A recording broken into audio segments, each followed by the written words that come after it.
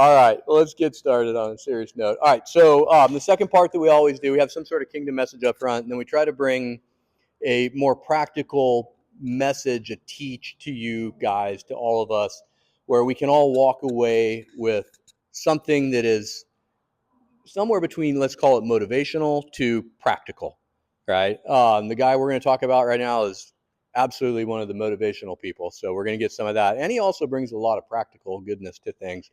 But we've had everything from talks about spiritual suicide. We've had some of those conversations. We've had accountants come in. We've had financial planners come in. Last month we had Cody talking about entrepreneurship, and I actually don't know what Eli's talking about. He's about the only person that ever said you don't even need to tell me what it is. You can just come in and talk.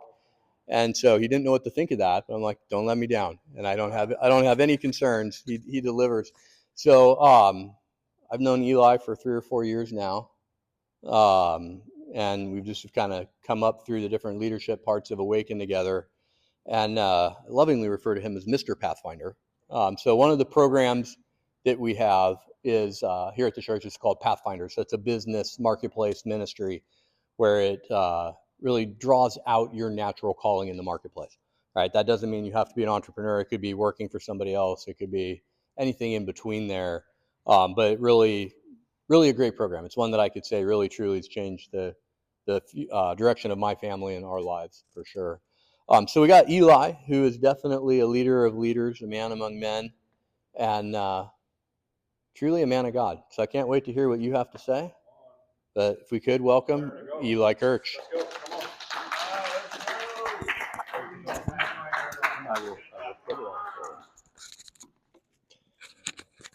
Thank you, sir. What an honor. What an honor. Could we honor Ryan real quick? He's being humble. Ryan, we've known each other for 4 or 5 years, and I have the honor of being on his Emerge team. He was kind enough to step in and pick that team up from 2 good leaders before. I was one of those, and I've learned a lot working with Ryan and leading under Ryan. And I, in particular, having the opportunity to come speak today, I wanted to honor you for that, Ryan, because I know this church does so many great things, but there was not necessarily a ministry for the military. And I know you observed that and talked about it with some other people and then made it happen. And I love that. Like, making something happen is so important for leaders in this society and in this age. It's a big thing that we talk about in Pathfinders. And Ryan, I want to honor you for that. And I want to honor all of you. It is an honor to be asked to come speak here. It is an honor to be just in the audience of people who have served their country. And I want to say that I thank you for your service, but I want to make a comment on that, because I feel like a lot of people say that as a token comment, and I hear it a lot. And I like that I hear it. Like, I hear people say it in the airports and the planes and business meetings when I travel. And I think it's appropriate, because you should be thanked for that. But I think that a compliment that is insincere can be hurtful sometimes. And I think a lot of times that you people will hear that compliment from people and they don't really know. And it's easy, I'm going to guess, because I was not in the military. I'm going to guess that it's easy to discount that a little bit yourself and say, well, they have no idea because they don't know what my life looked like. And that's true. I don't. My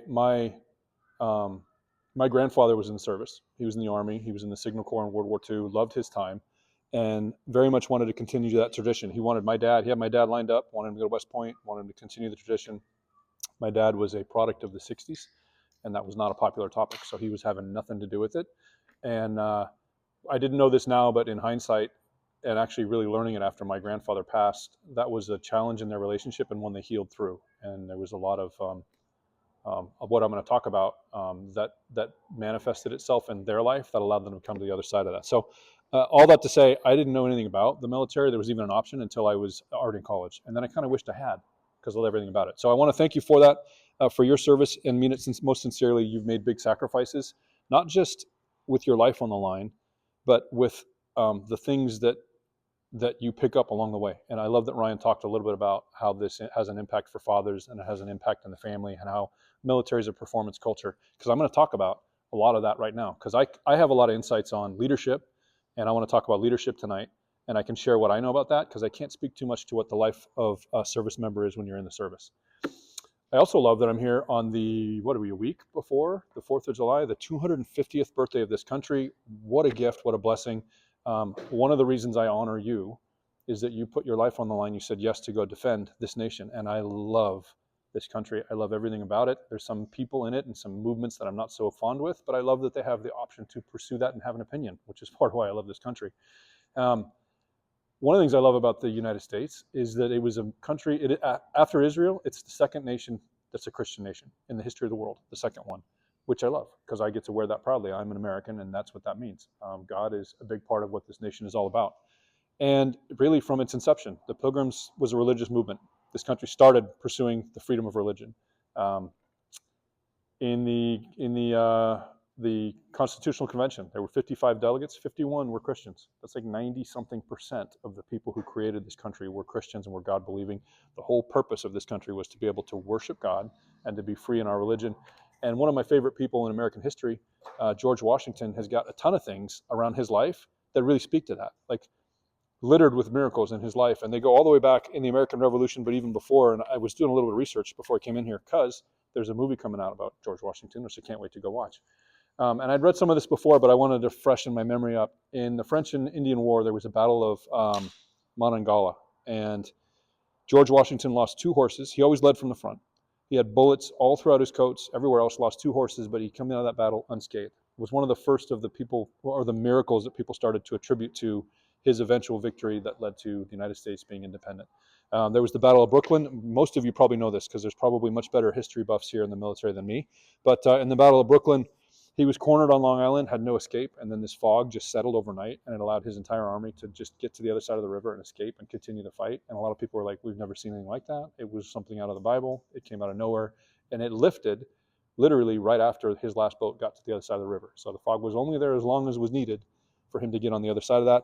The one that we're all, the most of Americans would associate with is the Delaware Crossing. That's the famous painting where he crosses the river. What a lot of people don't know, if you haven't studied history, is the backdrop to that. They were outnumbered, they were outgunned, they were out-equipped, they were hungry, they were freezing. That river was filled with ice. Nobody should have made it across, but yet they make it across on the other side. And then not only do they get across and they survive, and the morale was so low too, they go into a battle against the Hessian army and they win. And then you get all the way to the end of that story with General Cornwallis, who surrendered. When he finally surrendered at Yorktown, he was poised for retreat. He was ready to get away across the river, and just as before it was a fog, this time it's a storm. Storm rolls in, he can't get away, and he's forced to surrender. So one of my favorite people in American history is a testament, in my mind, to this nation, to this spiritual assignment that we carry within this nation, and bringing this full circle. That's why it's so important to me to honor the service members, whether they understand that or not. They really said yes to something and put their life on the line. And I think it's interesting. I'm willing to bet for the men in this room, and I know most of you. Actually, now I know all of you because I've met the few I didn't know tonight when I walked in. I've heard a lot of reasons why people join the military. All over the range. Tradition, family had it, didn't really have any other options. I really wanted to fight for this country. I believe in the country. But the one thing that's in common that I found from everybody I talked to, they felt like this was the right thing to do with their life at the time. I mean, they're being motivated by a calling. And Ryan was talking about how you were called by name. God calls you by name. I love that for the people that are in the service, there's this choice. There's this motivation that feels like this. It felt like it was the right thing to do. And that's why I did it. I love that. And I love that in particular because if I look at all of us in our transition in life, as we enter into the adult stages and we start to pick up more responsibilities, we're trying to figure out what we're supposed to do with our life and where we're supposed to go. For me, I wasn't in the military, but I was in college. School was easy. Like, once you had the classes, you just show up and whatever they tell you. I played in sports. Sports was easy. The coach tells you what to do. As long as you do what he tells you to do, you're doing good. Performance is really what that's all about. And if you perform well, you get lauded and you move up and you get promoted and you graduate, you move on to the next level. When I finished college, I didn't know what to do. Like, I didn't know where to work. I didn't know what I was supposed to do next. There was nobody telling me what to do. It was kind of confusing. And I think for a lot of people, again, I don't know, but I think for people who have been in the military and you come out of that, I would imagine it's a similar experience. So what I want to talk about tonight, I want to talk about leadership, but in particular, I want to talk about 2 different types. There's transactional leadership and there's transformational leadership. Leadership in general is one of my favorite topics. Thank you, Ryan, for the shout out for Pathfinders. I love that ministry. If anybody has questions about it, I would be happy to speak about it. It does talk about marketplace. It really talks about purpose. It talks about leadership and influence. And leadership really is influence at the end of the day. So leadership is a favorite topic of mine. I've had a lot of experience in it in the corporate world and a lot of it in the nonprofit world and the volunteer world. And it's really interesting when you examine the 2. So if you talk about transactional leadership, this is common in the military, and it's common in academia, and it's common in the professional world, but particularly in the military. And it's because of the nature of transactional leadership. It is performance-based. It's all about tasks, and it's all about goals. It's about execution. There's a lot of value in transactional leadership because things will move forward. If you don't get the job done, you're out. Somebody else will come in, and they will get the job done. And things will move up over time. It's very structured. Transformational leadership, I find to be particularly appropriate in this environment, in the church, because in kingdom, you have to operate in some level of transformational leadership if you're going to have success. That doesn't mean you can't be transactional. There's still value to being transactional. But if you're going to really move things forward, if you're going to move the needle, you have to understand how to embrace the transformational leadership that God blessed all of us with. Like, it's in all of us to varying degrees. Ryan, you made a comment earlier. You said the father's not home, right? That performance culture makes it hard for a father to be home. I've talked to people who are in the military who have told me it's hard to be home because I don't know how to be the father, right? So they're really trying to figure out how to be in that environment. And because they don't know, and because they come from a performance background, they don't want to be in a place where they don't know, so they kind of avoid it and they stay out of getting inside of that. I don't know that that's true for the men in this room, but I know that was kind of true for me when I finished college. I didn't know what to do in this other space or how to perform, and so I was kind of lost. For all of you, and when we talk about stepping into kingdom, it's the fight shifts. It's no longer in the flesh and blood and in the world, it's in the spiritual. We're told that in Ephesians. That's what the fight's all about. So if we're going to be successful in kingdom and we want to be effective as warriors, we really understand how to be transformational in the way that we lead. So what is transactional leadership? As I said before, it's task-oriented. It's about delegation. You tell somebody what to do, and then they perform. They go do it. They execute it, and they have to. In a transactional environment, it is completely dependent on an authority that you cannot avoid. So in the military, if your commanding officer tells you to do something, that's an authority that you drilled into you. You have no choice. I'm going to go do it. It's that simple. It's black and white.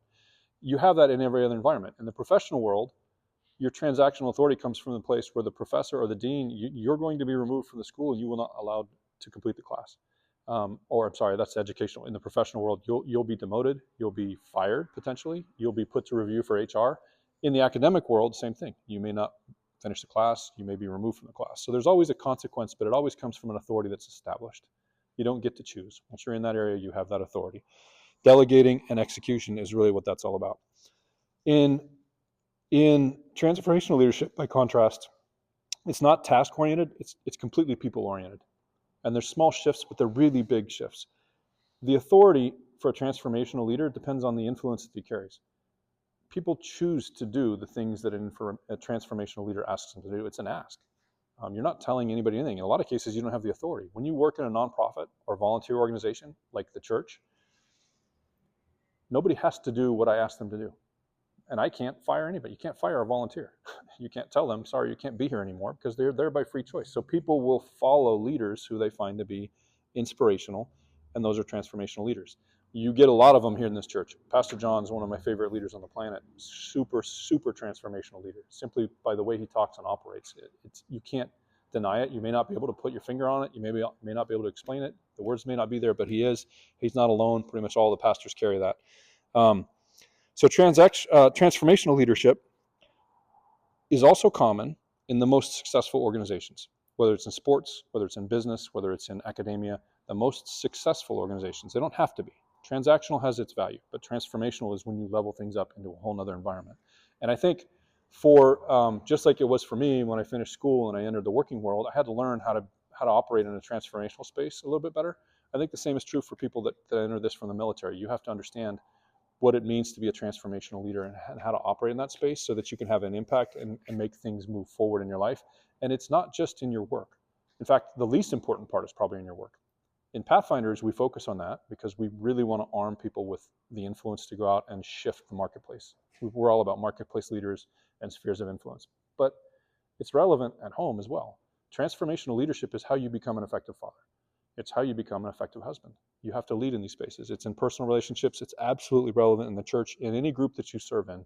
If you're going to be effective, whether it's the high team or in DNA, or if you want to be in the excellence team, or if you're going to be on the worship team, you have to be able to operate in the transformational to really be effective. I want to point just briefly to a scripture that highlights this. And I mentioned before, Ephesians talks about powers and principalities, but Ephesians in 4, it also talks about the gifts that Christ gave to the church. So this is him speaking, this is Paul speaking to the church, talking about the prophets, the apostles, the pastors, the teachers. And he says, their responsibility, this is him speaking to all these people, pastors, teachers, evangelists, their responsibility is to equip God's people to do his work and build up the church, the body of Christ. Build up is to encourage and to lift other people. It's to lift people, and transformational leaders are focused on people. I love that we find these things in Scripture, because the more I spend time in Kingdom and around the different ministries, the more I find it's such a true statement that it's all right here. This is the guidebook for life. Like the ultimate test for me, even if I'm in an argument with my wife and I'm trying to figure out how to handle this situation, I go right here, and I love it because it keeps me humble, but it also gives me really good guidance on how to manage a situation that I don't know. I found a scripture. This was me trying to figure out a way to use the Bible to test all things. Today, I was like, I wonder if there's scripture in the Bible that talks about transactional leaders. There is. So in Matthew 2:25-28, you know that the rulers in this world lord it over their people, and officials flaunt their authority over those under them. But among you, it will be different. These are kingdom people. These are the disciples. These are the believers. These are Christians. Whoever wants to be a leader amongst you must be your servant. This part we all know.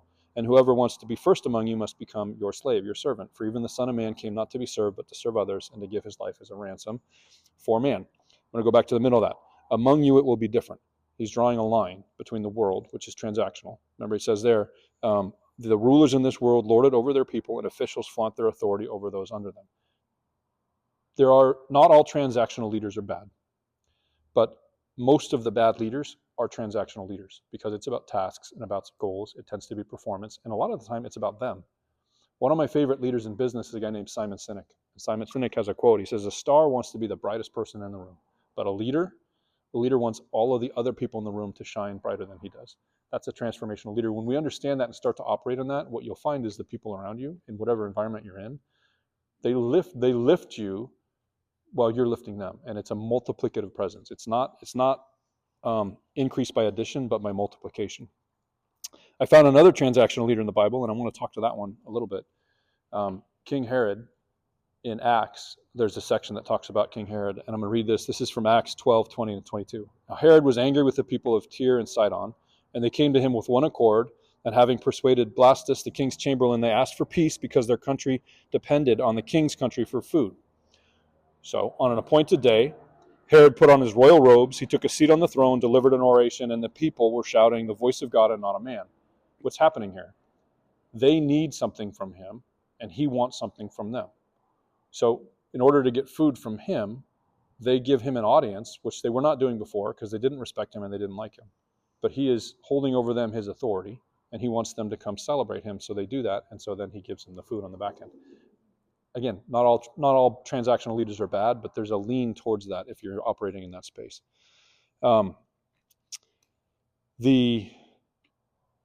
the professional environment, I mentioned before some of the pastors we have that are transformational leaders, and there's no better example of a transformational leader in the Bible than the one the book is about. Christ himself is obviously a great transformational leader, and there's so many different areas that are in that, but there's a lot of things that are interesting about it.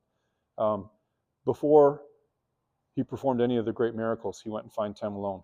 Right? He actually spent most of his time in the smaller cities, not in the big cities. So he wasn't seeking fame. He wasn't seeking to be lifted. It wasn't about him. He wasn't trying to be the star. In fact, the first man that he cleansed of, I think it was leprosy, the first leper he cured, he told him, don't tell anybody. Like, keep this, go and do the normal things. Don't tell them that I did this. He was not seeking attention, specifically not. And he's the greatest leader in the Bible and really in the world. There's other transformational leaders. I talked before about George Washington, who was one of the best leaders we've ever had in military history, and he was transformational. When you go back and look at that, part of the reason that he was able to get the men to cross the Delaware River is they believed in him. There was no morale. People were running away from the army. His numbers were dwindling. Nobody had anything to eat. It was freaking freezing. They didn't even have boots on. They get in the boat, they go across the river, and they take the fight to the Hessians. People don't do that for leaders that they don't respect. And they didn't have to stay. They could have left. So that transactional you have to part had kind of been eroded from that. I like to bring up another example of a transformational leader because it's a fun story for me. And I was in sports, and I played football in college. And when I learned this story about this person, I was really blown away. And part of the reason I love to tell this story, I'm a lifelong San Diego, born and raised here, San Diego native. So I did hate the Patriots. I hated them because they beat my team on that year to the play. And ever since then, I hated them and couldn't get over it. In fact, it's so bad that part of my testimony in becoming a Christian was that I had to learn to forgive and not have that hatred for that team. That's how bad that was. So I didn't like Tom Brady, and I did not like what's the coach's name? Someone help me out. Bill Belichick. I didn't like either one of them. And there would always be these debates. Are they the best ever? Is he the GOAT? Did they win? Was it the system? Was it the coach? Was it the player? Was it the quarterback? And I kind of would ignore that, but I'd always be arguing against it because I just didn't like him. And then I found out, I watched when Tom Brady left. He goes to Tampa Bay. He goes there in the 2020 season, first season he's there. They win the Super Bowl the year that he shows up. They hadn't won a playoff game in like 20 years prior to that year that he shows up. And I'm like, well, now how am I going to argue that with people? And the other thing is, I didn't like Boston fans. No offense if anybody here's a Boston fan, but at the time, like, it's hard to argue against somebody. It's hard to argue against somebody who's got that winning record and all the trophies and everything else. I'm like, oh my gosh, but I couldn't back down. So, but those are my weaknesses pre-kingdom or pre-strong kingdom. So I learned that Tom Brady, he won the Super Bowl. I started to do a little research. Leonard Fournette, who was the running back on that team, has some great quotes that talked about the role, the presence that Tom Brady had in the locker room and on that team. And he talked about how he would bring things in and he would lead people. He'd exhort them and get them to play at a level above what people knew how. And he had quotes. He's like, it's the same guys that were here in 2019. It's the same people, but it's a totally different experience. They go out and they play. It's a totally different thing when they're on the other end of it. He talked about how Tom Brady would speak around honor. He would just lift people to another level of excellence. The week before the Super Bowl, when they won the Super Bowl in that year, Tom Brady would text every player on the team a 3-word text: "We will win. We will win. We will win." Every one text, just that, every night, 11 p.m. for every player on the team. And his level of belief, he manifested a level of excellence within the people that he was around. Again, lifting other people. Now, you could make the argument that he was really about himself in a lot of those things, and I'm not going to debate that or argue it.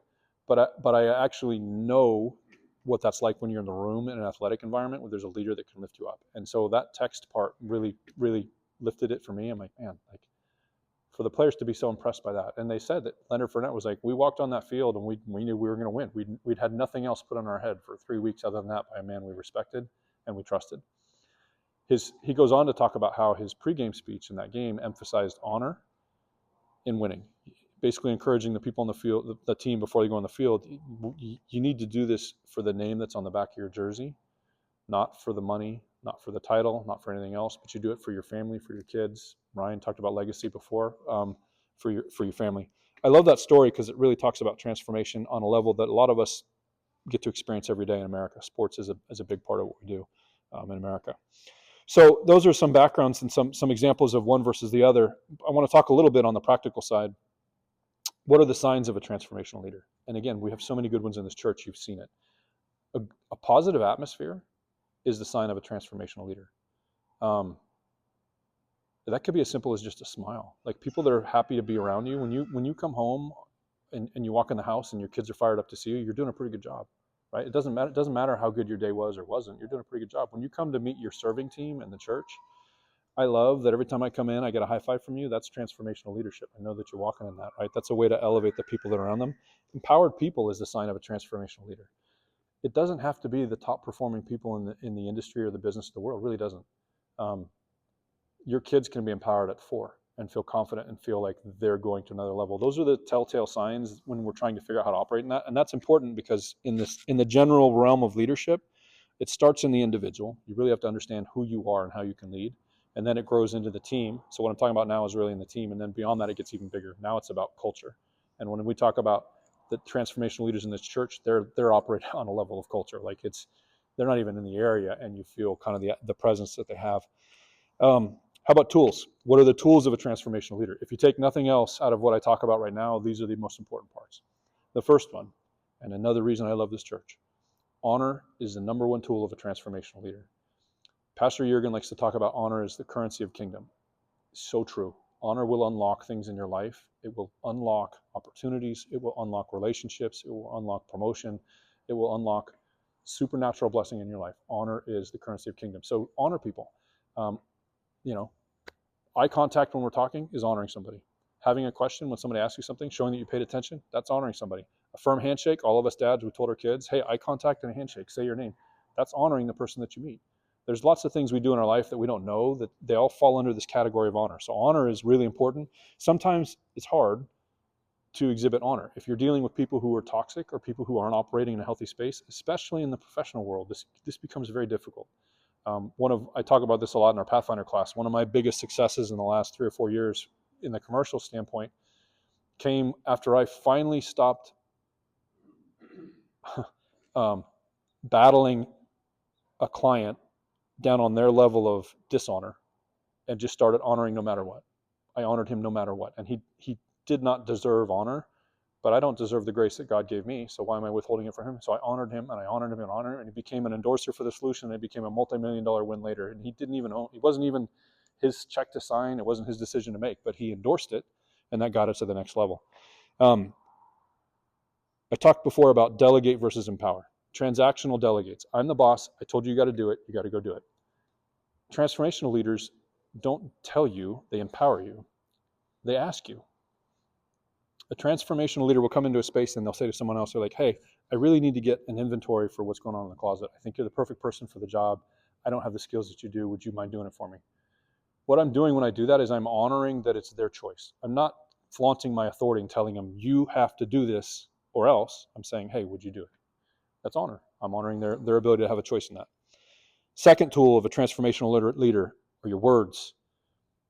Power of life and death is in the tongue. It's in the Bible. Again, it's in the Bible. That means I know it's true. I've seen it so many times. Your words can change everything. Can change everything in every level of relationship. This isn't just about work. It's about your marriage. It's about how you interact with your kids. It's about the people you work with. It's about the people you encounter. If you stop and you think about it, I guarantee you every one of you in the last 7 days has ran into a transformational leader in the most mundane places. It's the barista at a Starbucks or a coffee shop. It's somebody that's you're buying something from at the grocery store. There's a guy who used to work at the CVS down the street. I talked about this in my Pathfinder class. He was the most cheerful, brightest, happiest guy I'd ever met. He always greeted everybody. Like I'd walk in, the little door, the bell rings when you walk in. He's like, "Hey, how you doing? It's been the best day ever." I'm like, "Yes, it is. This is Tuesday. How'd you know?" Talking to him, and I'm walking by. I don't even know the guy's name. I hear the ding. He's talking to the next guy, just as friendly as the first guy. I'm like, man, I wish I could hire that guy. I wish I had a business to hire that guy because man, he's going places. Your words are important. In Exodus 3, Moses asks God what his name is. You guys remember what he says? This is a quiz for everybody. I am who I am, right? God says I am. He says, tell the people of Israel, I am sent you. So God's name is I am. I want to go through a practical exercise around that because I want to give you guys some tools. I learned this from Rex Crane after the first Emerge conference. He shared this with some of the captains and the co-captains. I am is God's name. It's his prophetic power. Your words have a prophetic power. I talked about how I love leadership. One of the things I can't stand, one of the things that drives me crazy is when people speak over themselves, word curses, and lower themselves. I can't stand that when people do that. And I've had people very close to me who do it, and just, man, I'm like, oh, I really want them to break out of that because what you say will come to be. You will convince yourself of what you're saying. So I use this with my kids, but again, it's Rex Crane's tool. It's called the I am. Do your I ams. Pick a challenge that we have in our day, and then pick the thing you need to be to overcome that challenge and tell yourself that's what you're going to do, and then find 3 things to exhibit that. So I do this with my kids. I'll give you an example. My daughter did this with all my kids. I used to pick them up. I drive them to school. I pick their friends up, drive them to school. In the 5 or 10 minutes it takes for me to pick them up and drop them off, everybody's got to do an I am. And my kids all know, so they're like, all right, they're ready. And then my friends started to learn the game, and their friends, they're all grinning. They're fired up. They can't wait to do the I ams because I love the tool. I am. So my daughter, I'll give you an example for my daughter. She's a soccer player. She had soccer tryouts. And I would ask my kids, all right, what do you got going on at school today? What's your I am? And if they didn't know, I'd be like, well, pick a challenge you have, and let's make an I am around that. She said, well, I got soccer tryouts today. I'm like, great. What do you need to be successful at soccer tryouts? She says, well, I think the coach would I want to be a leader. I'm like, perfect. What are 3 things you're going to do to be a leader? Because that's great. I am a leader is awesome. So I said, I love it. I am a leader. Bowie, what are 3 things you're going to do to be a leader? And she says, I'm going to raise my hand and be the first one to answer a question in class. I'm like, I love it. Leaders go first. And then the next one, I said, okay, 2 more. She goes, okay, second one. She says, I'm going to go up to the coach at tryouts because she didn't know him. I'm going to introduce myself, tell him my name at the very beginning of tryouts. And I said, perfect. That's 2. Again, be bold, make sure they know who you are. And then third one, she said, I'm going to make sure I run on and off the field. Simple stuff. So there's 3 things. When I pick her up at the end of the day, I ask her, did you do those 3 things? Because she's got to be accountable. And if she doesn't, then I'm like, honey, you're going to say this, you need to go do it. You basically made a promise. You used God's name, I am, and said you're going to go do this. You need to do it. And so then the kids, by that practice, start to develop discipline to go do those 3 things. I share that with you because before I started using that with my kids, I used it with myself because I sat there and listened to Rex talk about it, and I'm like, oh my gosh, that is so simple. So simple. I am. So I am bold. If I go into a work meeting, if I got a big public speaking engagement, I'm like, I am the best speaker ever. What am I going to do to be the best speaker ever? I'm going to make sure I make eye contact with somebody. I'm going to move around up here. I'm going to tell a good story. I pick 3 things, and then I got to ask myself, did I do those 3 things? Again, key is you're using God's prophetic power, the prophetic power of your words. It's a voice activated. You got to say it. Say it to yourself. If you're by yourself, still do it. I am, I am, I am. The other 2 parts of the I am. You are, and he is. You are. Pay a compliment to somebody else. This is you empowering other people using your words. That is being a transformational leader. For a lot of us, especially a lot of us who come up in a performance mindset, in a performance business, it's weird to compliment other people because we think that those people think that we're trying to brown nose or get our way up the ladder by just saying something that's insincere. So it's important your compliment be sincere. Don't tell somebody, hey, you're exceptional, I love you, if you don't know why. If you do, you don't have to tell them the why. You don't need all the other detail. But make sure it's sincere when you say it. Because what you're doing is you're training yourself to use your words and empower other people. And then the third one, we have the I am power in our heart because we're born again, because he paid that price for us. So we should always give the glory to him. So you are great. That's the end. I am, you are. And he is. He is great. God is great. The last one,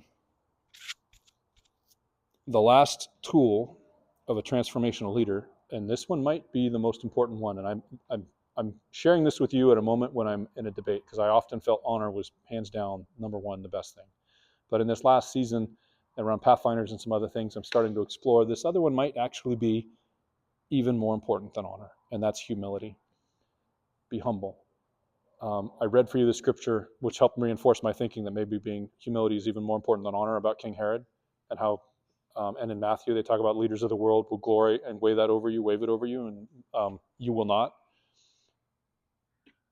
If you're going to lift other people, back to Simon Sinek, if you're trying to be the star in the room, you're not really trying to elevate other people, right? If you're making it about other people, you're operating in that space, and humility is important in that.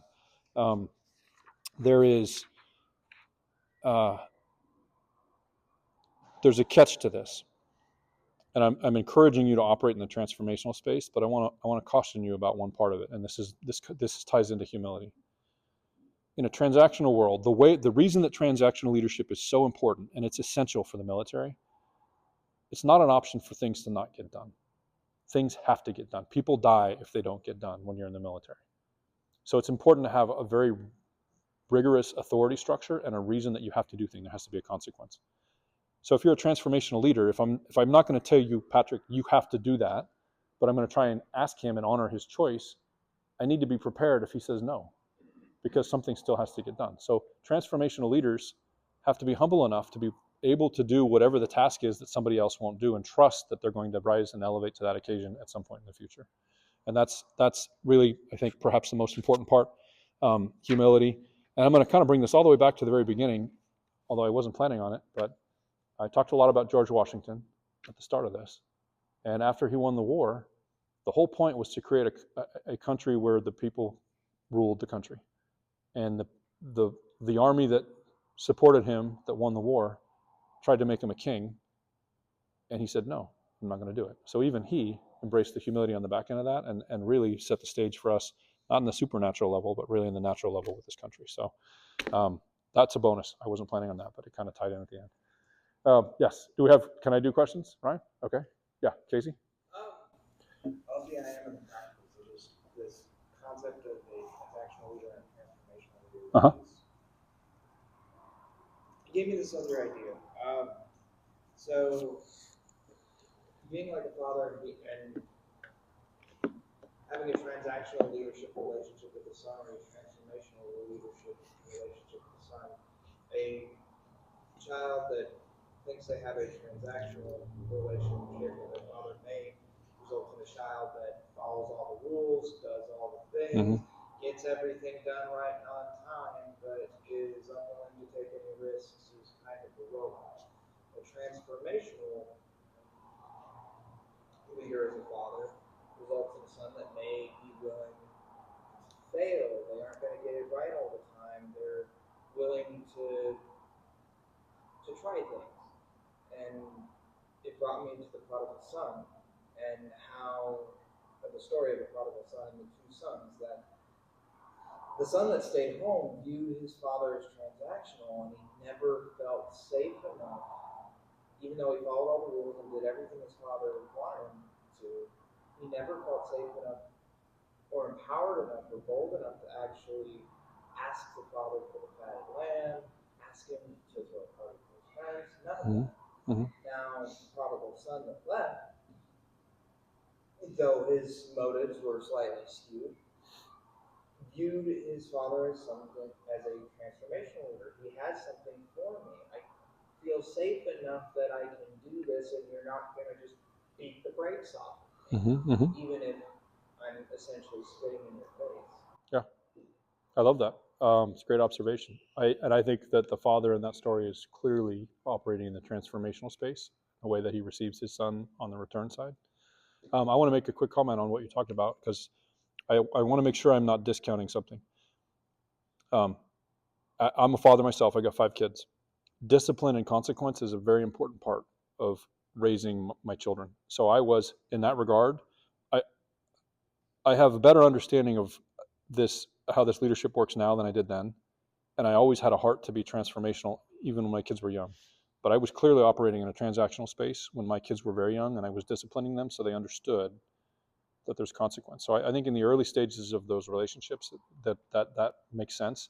And I think, honestly, there's great military leaders. I talked about George Washington, who's transformational. He was also transactional. You can't run a military unit if you don't operate in the transactional. And I actually want to hit on this too, because I meant to make this point before and I didn't. As much as I'm emphasizing how important it is to be transformational, and it is. Like leadership in kingdom, great leadership in kingdom has to be transformational. I'm convinced of that. But a lot of very important things won't happen if you can't operate transactionally. So it's really important to have transactional leaders. And I think transformational leaders must operate, either they have to be able to operate in a transactional space, or they have to be able to create a team that has somebody who can lead a transactional space. So I don't want to take away from that, because that's super important. It's a very important part. Was there another question or comment? No? Yep. There's a proverb, I think it's 25, a person's man is like a deep well, but a man of understanding draws him out. I think that's like one of the best biblical definitions of transformational leadership, of just seeing what's in someone and being able to pull that out of them. And it also builds trust between people. Like when you go in the war and you have someone next to you that's good at killing the enemy, you're like, go do it, right? I'm gonna be over here, and I trust you to do that part. Yeah. I mean, because like as an officer, like I would go in, I'd be like, okay, I got all these guys. You're responsible for this section. You're responsible for this section. I can't do it all for you. You know what I mean? Like there is a transactional. You're gonna go do this. But then there's also the transformational. You've gone through the drills.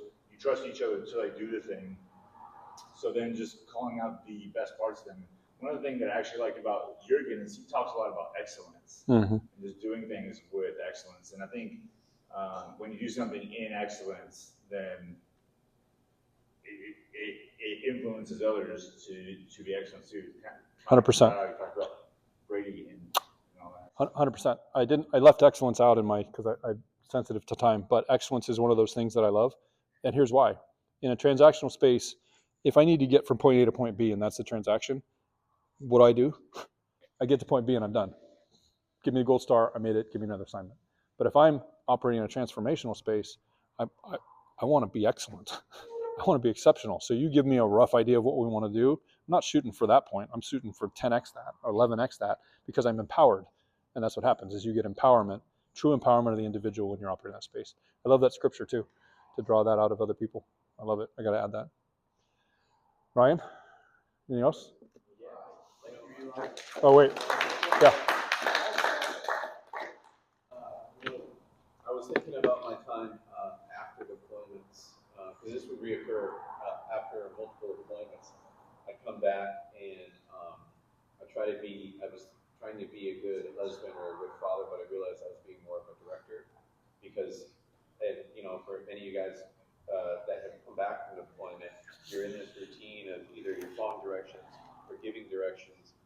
And if your directions are followed, good things typically happen if you have a good intention for your team. And it works out pretty decent. And I took that same mentality that I was kind of wound up, and I tried to be a director of my family, but not be a husband to my wife and a leader for my kids. And it kind of didn't work out so well. I kind of was disconnected because of that, like, emotionally aside.